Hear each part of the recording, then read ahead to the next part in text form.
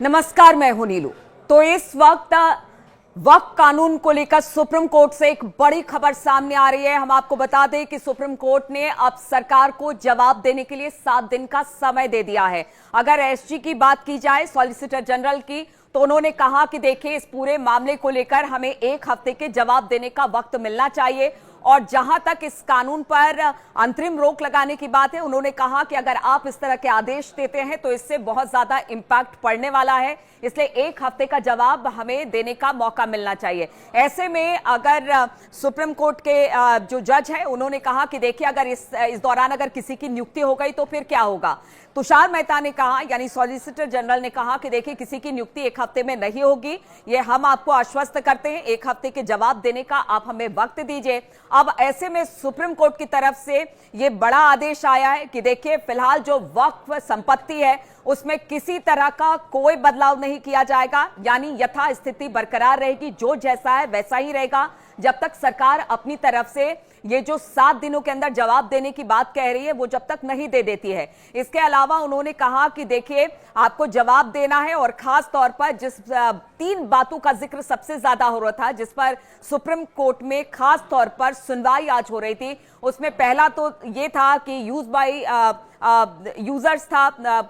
उसके बाद अगर बात की जाए, मजिस्ट्रेट को जिस तरह से आपको अधिकार दिए गए थे कि वो इसका फैसला कर सकती है वक्फ की संपत्ति का, उस पर भी चर्चा हो रही थी। और दूसरी बात ये थी कि जो वक्फ बोर्ड है उसमें गैर मुसलमानों को क्या शामिल किया जाएगा। तो इन 3 बातों पर अब सरकार ने कहा है कि मुझे यानी कि सॉलिसिटर जनरल ने कहा कि 7 दिन का हमें वक्त दीजिए, हम इस पर जवाब देंगे, लेकिन अगर आप किसी तरह का अंतरिम रोक लगाते हैं तो इससे एक तरह से कह लीजिए कि बहुत बड़ा मैसेज जाएगा, इसलिए समय हमें दिया जाना चाहिए। जहां पर नियुक्ति की बात है, बोर्ड में कोई नियुक्तियां फिलहाल नहीं होगी, और साथ ही साथ वक्फ की जो संपत्ति है उसमें भी किसी तरह से कोई बदलाव नहीं होगा, यानी अभी फिलहाल यथा स्थिति जो पुराना कानून था वो बना रहेगा जब तक कि सरकार की तरफ से कोई जवाब नहीं आ जाता है। तो बड़ी खबर आई है, राहत की खबर आई है। जो याचिकाकर्ता थे, जो मुस्लिम पक्ष की तरफ से उन्होंने याचिका लगाई थी, उनके लिए एक बड़ी खबर है। अब सरकार को देखना होगा कि किस तरह से वो इस 7 दिन के अंदर क्या जवाब देती है,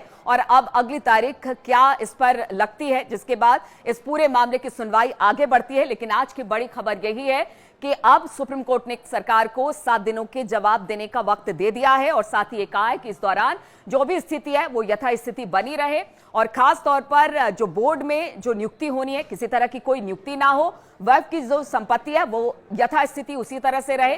तो आज की ये बड़ी खबर जो सुप्रीम कोर्ट से आ रही है।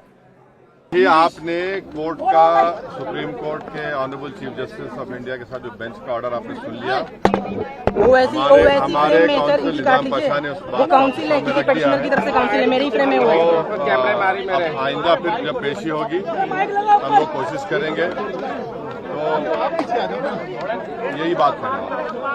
और कुछ आज मूवमेंट क्यों कर रहे हैं? नहीं, अभी जो सुप्रीम कोर्ट ने तो कह दिया है कि वक्फ बाय यूजर पे सुप्रीम कोर्ट ने 1 बार में स्टे लगाया है, और वक्फ बाय यूजर के डिलीशन पर स्टे लगाया है, और साथ ही साथ कोई सेंट्रल वक्फ काउंसिल के बनाने पर स्टे लगाया गया है, स्टेट वक्फ बोर्ड के बनाने पर स्टे लगाया गया है। पूरे सर, आज के फैसले से आप मुतमईन हैं सर, क्योंकि कल सुप्रीम कोर्ट 3 डायरेक्शन देने वाला था, लेकिन आप सेटिस्फाई है आज का जो फैसला, उससे आप सेटिस्फाई हैं सर? कितना आश्वस्त? देखिए, मैं joint working committee of parliament का मेंबर था। जितने अमेंडमेंट सरकार ने उसमें लाए थे, हमने उसकी मुखालिफत की, और हमने डाइसेंट रिपोर्ट दिया। पार्लियामेंट में भी मैंने उस पूरे बिल की मुखालिफत की। तो ये कहना कि मैं दूसरे बिल के प्रोविजंस को मान लूंगा, ये सवाल पैदा नहीं होता। हम पूरे उस बिल को उस एक्ट को अनकॉन्स्टिट्यूशनल मानते हैं, और ये आर्टिकल 25, आर्टिकल 26, 14 और 15 और 29 का ग्रेव वायलेशन है। ये हम पहले से ही बोल किया है, और आज फिर आपके सामने रिट्रेट कर रहा हूँ। No, see let us be very careful. Appointment, बल्कि उन्होंने स्टे नहीं किया है। जो भारत सरकार के सॉलिसिटर जनरल है, उन्होंने अपना स्टेटमेंट दिया है कि अगली तारीख तक न तो काउंसिल में न वक्फ बोर्ड में कोई अपॉइंटमेंट जो संशोधित कानून है उसके अनुसार किया जाएगा।